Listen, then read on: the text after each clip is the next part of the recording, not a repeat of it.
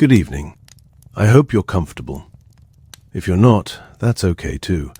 Sometimes the best sleep comes when you're not quite perfectly comfortable, when there's a little wrinkle in the pillowcase or the blanket's just slightly too warm. Your body gets tired of adjusting and just gives up, falls asleep anyway. I wanted to talk to you tonight about something I've been noticing. It's about how things fade. Not in a sad way, well, maybe a little sad, but also in the way that fog fades when the sun comes up, which isn't sad at all when you think about it. It's just what fog does. Everything's always fading, really. Even right now, the day is fading into night. The tea I made before sitting down is fading from hot to warm to room temperature. In about 20 minutes, it'll be the same temperature as everything else in the room, which is a strange thing to think about. Your tea becoming one with the air. I was thinking about this the other day because I went to buy shoelaces at Gaffney's hardware store, which has been on Main Street since 1952. Frank Gaffney owns it now. He's the third Gaffney to run it, after his grandfather and his father. The store smells like motor oil and cardboard, and the specific type of dust that only exists in hardware stores. You know the smell I mean. It's comforting. I told Frank I needed shoelaces, and he walked me over to the wall where they keep them. There were maybe 15 different types of shoelaces. Brown, black, white. Different lengths. The flat kind, the round kind, the kind that are flat but have rounded edges. Frank's father used to stock 40 different types of shoelaces, Frank told me. Back when people fixed their shoes more. Back when the shoe repair place next door was still open. Nobody fixes shoes anymore, Frank said. In the same tone you might say it's supposed to rain on Tuesday. Just a fact, not particularly happy or sad about it. I bought brown laces, 60 inches, the flat kind. Walking home, I thought about all the shoe repair shops that used to exist. There was probably one in every town, maybe every neighborhood in bigger cities. People who spent their whole lives knowing how to fix shoes, how to replace a sole, restitch a seam, stretch leather, match dyes. That whole world of knowledge mostly gone now. Faded, not completely gone. There are still some shoe repair places. Joe DiMaggio's on 5th Street in the city, for instance, but it's fading. Like how there used to be people who delivered milk to your door every morning, and before that, people who delivered ice for your icebox. That job doesn't exist anymore. Ice delivery man. Imagine explaining that job to someone today. I brought people ice so their food wouldn't spoil. They'd say, "Oh, like a refrigerator." And you'd say, "No, just ice, big blocks of it." My grandmother remembered the Iceman. She was born in 1923 and died in 2003, which means she saw 80 years of things fading and new things appearing. She told me once that when she was little, the Iceman would come 3 times a week in summer, twice a week in winter. His name was Arthur, and he had shoulders like a bull from carrying ice blocks all day. She said on hot days, all the kids in the neighborhood would follow the ice truck, and Arthur would chip off little pieces of ice for them. She said it was the best ice she ever tasted, even though it was the same as any ice. I think maybe it tasted good because Arthur made it special by giving it to them, or because they were kids in summer and ice was magic, or both. Arthur the Iceman faded away when refrigerators became common. I don't know what happened to Arthur specifically. Maybe he became something else. Maybe he delivered milk instead, or worked at the new grocery store, or moved away. People fade, but they also transform. That's something. Been making a list in my head of things that are fading. Not gone yet, but fading, like the last light of day. You can still see it, but you know it's going. Cursive handwriting is fading. I write in cursive still, but I know most people younger than 30 don't. They don't teach it the same way anymore. I'm not saying that's wrong. I'm just noticing. Someday there might be documents in cursive that nobody can read, like hieroglyphics. Love letters from the 1940s and 50s that might as well be in code. Phone books are almost gone. The phone company still prints them, I think, but nobody really uses them. When I was young, the phone book was important. It was proof you existed. Your name, your number, your address, right there in alphabetical order with everyone else. Now that information is everywhere and nowhere. You can find anyone online, but there's no big book that says these are all the people who live here together in order. I kind of miss that. The togetherness of it. Newspapers are fading. The Marquette Tribune still comes out every day, but it's thinner than it used to be.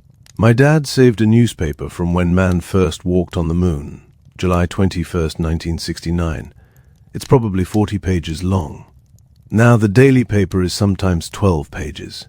More on Sundays, but still.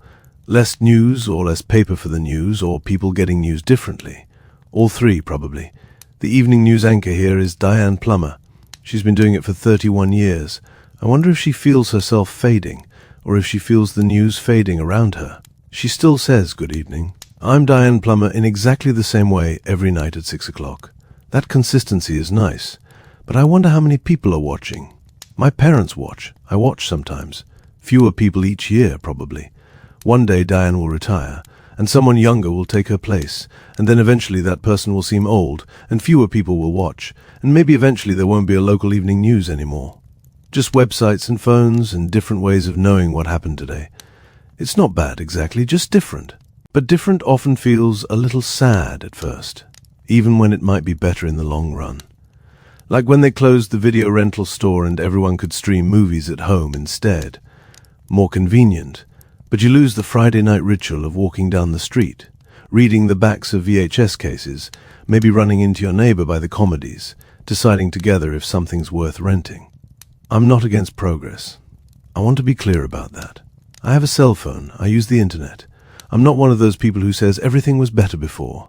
Everything wasn't better before. A lot of things were harder or unfair or dangerous or just inconvenient in ways we fixed, but I do think it's okay to notice what's fading and feel something about it. You can be glad you have a GPS and still miss the way your dad used to navigate by memory and argue with your mom about which exit to take. Both feelings can exist at the same time. That's something I learned from Mike, who teaches with me at the high school. Mike teaches history, and he said once that history isn't just about big events, wars and inventions and presidents. It's also about all the small things people used to do that they don't do anymore. The way people used to darn their socks instead of throwing them away. The way neighbors used to sit on their porches in the evening and wave at people walking by. Those little things are history too, Mike said. And when they fade, nobody writes it down. Nobody says on this date we stopped sitting on porches. It just happens. I tried to think of when exactly I stopped sitting on the porch. My parents have a porch. It's a nice porch, wraps around the front and side of the house. When I was little, we sat out there almost every summer evening. My dad would do the crossword, my mom would snap green beans or read a book, and I'd catch fireflies in a jar. We'd wave at the Johnsons across the street, or the Kowalskis walking their dog. But I can't remember the last time I sat on that porch. The porch is still there. I'm still here. My parents are still here. We just stopped. Maybe 10 years ago. Maybe 15. It wasn't a decision. We didn't have a family meeting and vote to stop porch sitting. It faded. We got air conditioning. We got busy. We started watching TV in the evening. We got cell phones to look at. The porch became a place you walk past to get to the door, not a place you sit. I should sit on the porch more. I'm going to try to do that this summer. Some things fade because we let them, and some things fade no matter what we do. Photographs fade. Even the ones printed on good paper, kept in albums away from sunlight, they still fade. I have a photograph of my great-great-grandmother, taken probably around 1890. She's wearing a high-neck dress and sitting very straight, not smiling because people didn't smile in photos back then. They took too long to expose, and you had to stay still. But you can barely see her face anymore. She's faded to almost a ghost, just the outline of a person. All her details are gone. The color of her eyes, the exact shape of her nose, whether she had freckles or dimples or scars. Someday she'll fade completely, and then nobody will know what she looked like at all, unless the photo is digital, which this one isn't. But digital photos can fade too, in their own way. Hard drives fail. File formats become obsolete. The servers you stored your photos on goes out of business. A different kind of fading. I wonder what she thought about sitting for that photograph. Did she know she was creating a record that would last more than 100 years? Did she think about future people looking at her face and wondering who she was?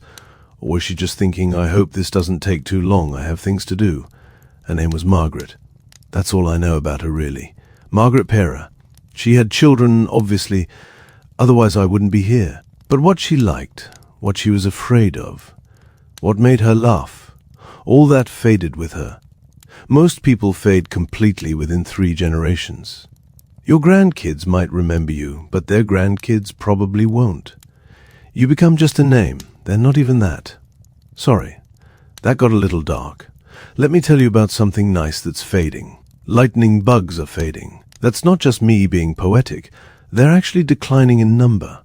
Scientists think it's because of light pollution and habitat loss and pesticides. I see fewer every summer. When I was young, in July, the field behind our house would have dozens of lightning bugs on a good night. Hundreds, maybe. They'd blink on and off like slow fireworks, all out of sync with each other, making the whole field look alive.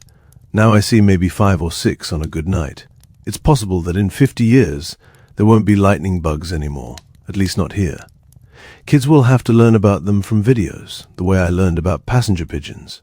Passenger pigeons used to darken the sky in flocks so large they'd take hours to pass overhead. Now they're gone. Completely gone.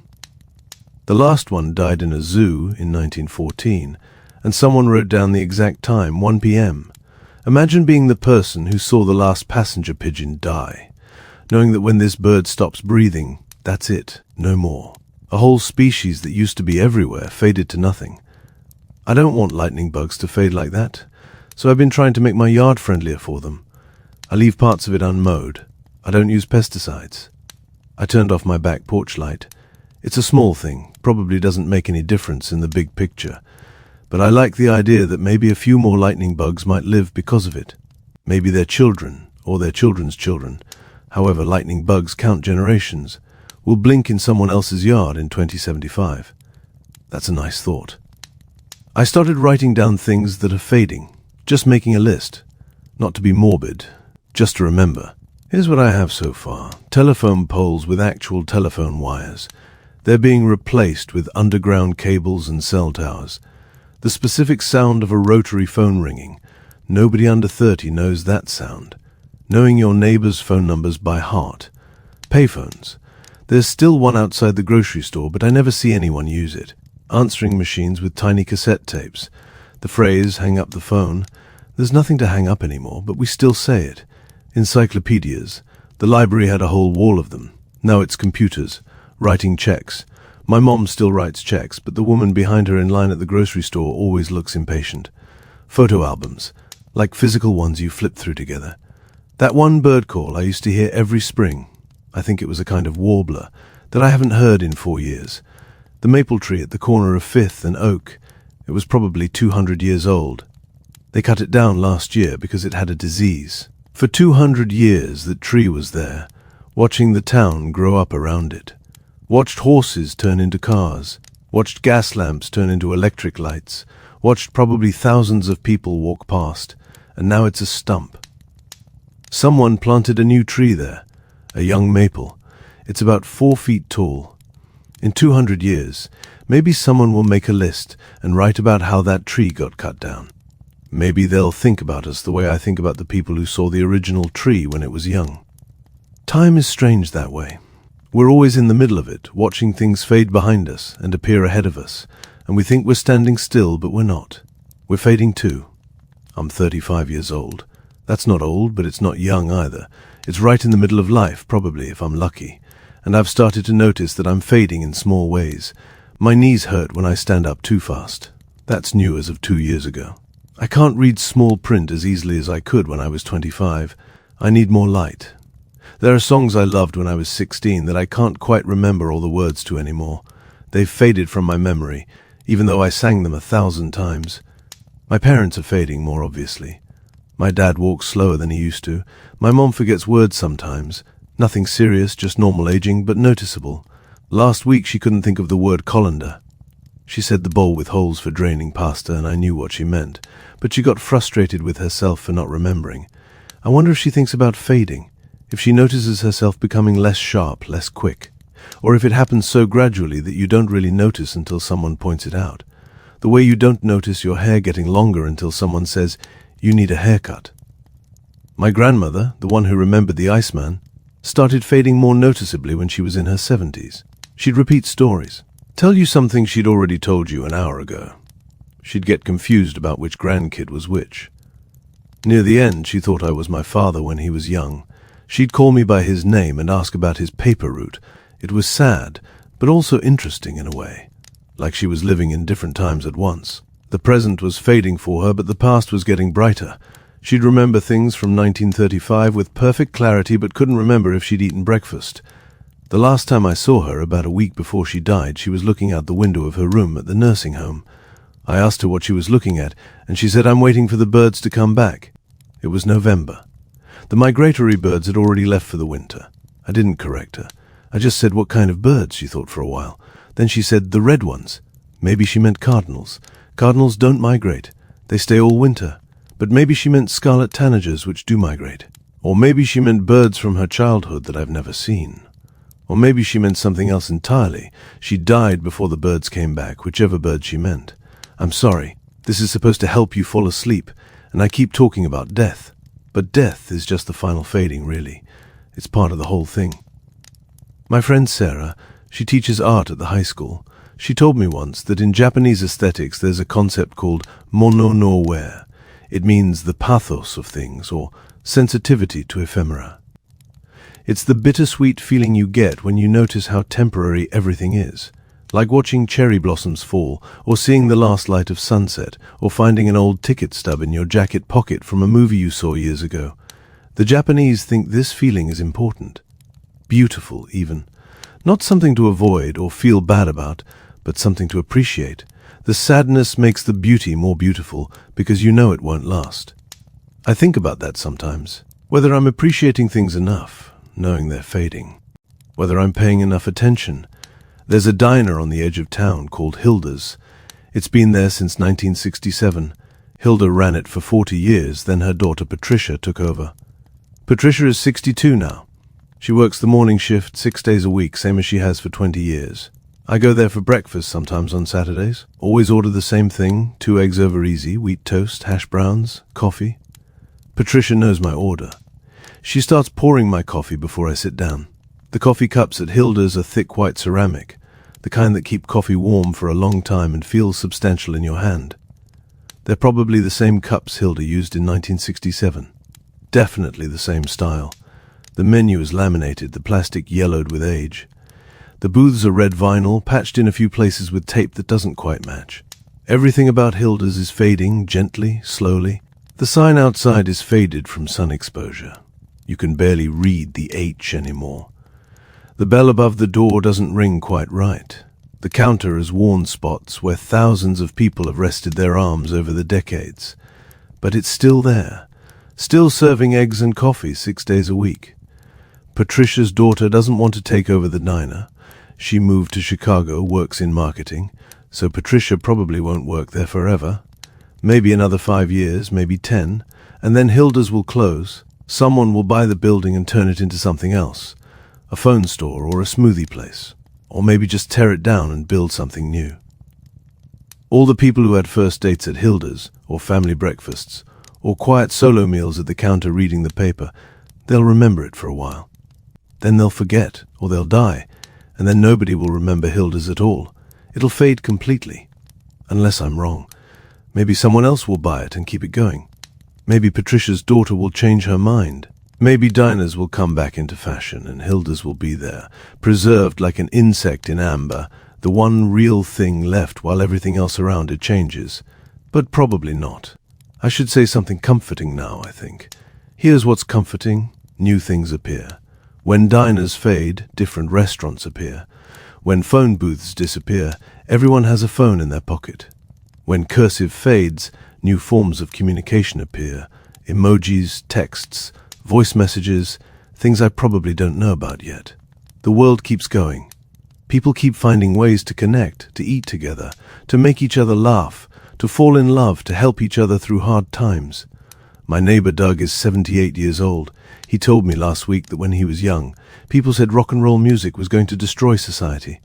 Everyone was worried about teenagers listening to Elvis and Chuck Berry. It's too loud, too fast, too rebellious, people said. Kids today have no respect. Those kids are Doug's age now. They didn't destroy society. They became teachers and mechanics and nurses and parents. They worried about their own kids listening to punk rock and hip-hop and whatever came next. And their kids are fine too. Things change, things fade, new things appear, and somehow people figure it out. We adapt. We carry forward what matters and let go of what doesn't. Sometimes we get it wrong. Sometimes we let something good fade and keep something that doesn't matter. But mostly we figure it out. There's a tree that grows in Japan called the ginkgo tree. Ginkgos are really old, like dinosaur old. They existed 270 million years ago, before flowering plants, before most of what we think of as normal trees. They saw the dinosaurs come and go. They survived whatever killed the dinosaurs. They just kept being trees. The ginkgo is called a living fossil because it hasn't changed much in all that time. It found a way to be a tree that worked, and it just kept doing that while everything else around it changed and faded and went extinct. But here's the interesting part. Ginkgos almost went extinct too.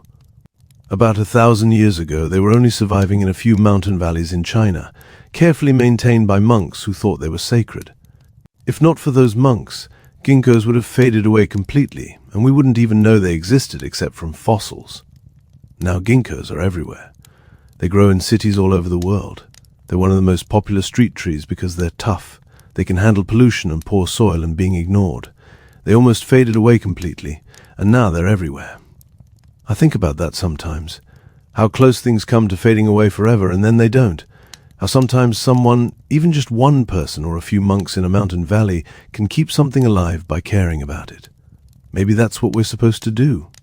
Notice what's fading, and decide what's worth keeping. I can't save the lightning bugs by myself.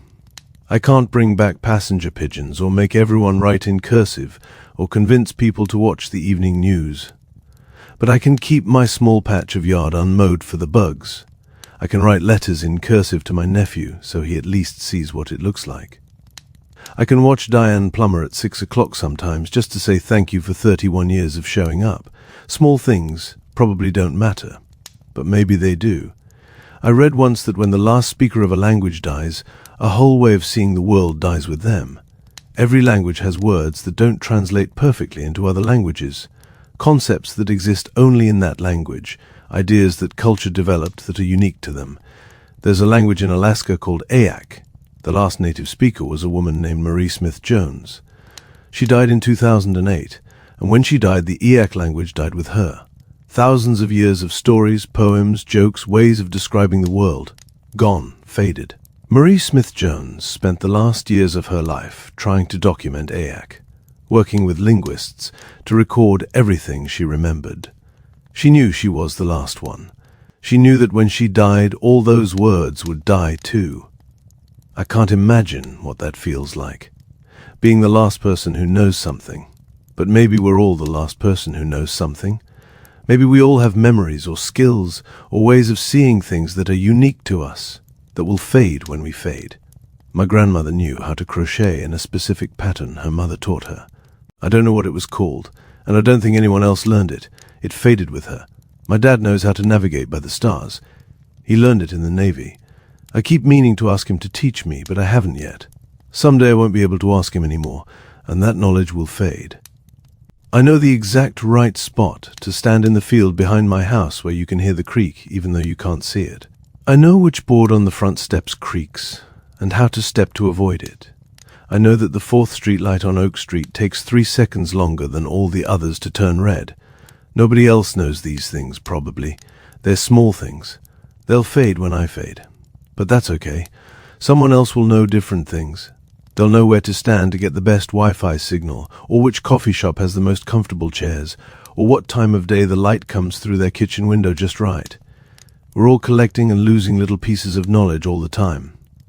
It's like a slow-motion relay race that never ends, where everyone runs their part and passes on what they can to whoever comes next. It's getting late. You're probably getting sleepy, I hope. That's the idea. Let me tell you one more thing before you drift off. Last spring I was walking home from school. I usually walk, it's only about a mile, and I passed by the elementary school playground.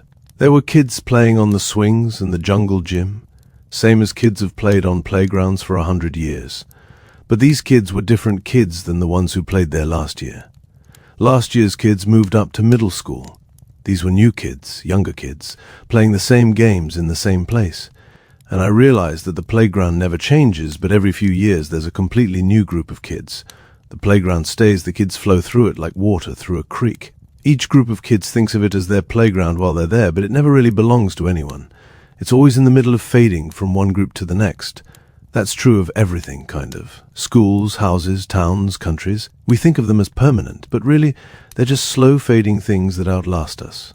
We're the fast-fading things moving through. The playground will probably still be there in 50 years, with new kids who don't know about these kids, playing the same games with different names. And that's okay, that's how it works. You know what doesn't fade? This moment, right now, while it's happening. Right now, wherever you are, lying in bed or sitting in a chair or wherever you are, this moment is completely clear, not faded at all, sharp and real and present. In a few hours, it'll start to fade. You'll remember that you listened to something, maybe remember a few things I said, but the details will blur. Tomorrow it'll fade more. In a week, you might not remember it at all. That's okay. But right now, it's not faded. Right now is always clear. Even though everything before now is fading and everything after now hasn't happened yet, right now you're breathing. Your heart is beating. The temperature of the air is exactly what it is. If there are sounds, you can hear them. If you're warm, you're warm. If you're tired, you're tired. Everything else is fading, but this present moment, this is solid. I'm getting tired too. It's been a while since we started talking, and the tea is definitely room temperature now. The night outside is fully night. Not fading anymore, just there. Tomorrow I'll wake up and make breakfast. Probably eggs. Maybe I'll go to Hilda's and see Patricia. Maybe I'll do some work, grade some papers, take a walk. The day will unfold the way days do, and then it'll fade into evening again, and the evening will fade into night. And throughout all of it, things will keep fading. The paint on the house will fade a little more. My shoes will wear down another microscopic amount. A few more cells in my body will die and be replaced. The stars will burn through a little more of their fuel. The universe itself is fading, actually. Did you know that? Scientists say eventually all the stars will burn out and everything will fade to cold and dark, but that's trillions of years from now. So many trillions that it's not really worth worrying about. By then, maybe something new will appear. Maybe the universe will start over somehow. Or maybe something we can't imagine yet. Scientists don't know. But for now, there are still stars. There are still lightning bugs, even if fewer. There are still diners serving eggs and coffee. There are still people sitting on porches sometimes, waving at neighbors. There are still kids on playgrounds, still new trees growing where old trees fell, still someone somewhere learning to repair shoes. Things fade, but slowly. Slowly enough that we can appreciate them while they're here. Slowly enough that we can notice and remember and pass on what matters. I hope you're comfortable. I hope you're warm enough, or cool enough, depending on what you need. I hope your mind is settling down the way water settles after you stop stirring it. All the thoughts from today, all the worries and plans and things you need to remember, let them fade for now. They'll still be there in the morning if you need them. But for now, let them fade. Let the day fade. Let the light fade. Let everything fade except the feeling of breathing, the feeling of resting, the feeling of slowly, gently falling asleep. Thank you for listening. Thank you for being here right now, in this moment that will fade but hasn't yet. Thank you for being part of the long chain of people noticing things, caring about things, keeping things alive a little longer before they fade. Everything's always fading away. But that's okay. That's what things do. And in the meantime, before we fade, we get to be here. We get to notice. We get to care. We get to sit on porches and eat eggs and watch lightning bugs and plant trees and tell stories and write things down and teach each other and love each other and just be here for as long as we're here. That's enough. That's more than enough. Good night. Sleep well. I'll see you in the morning.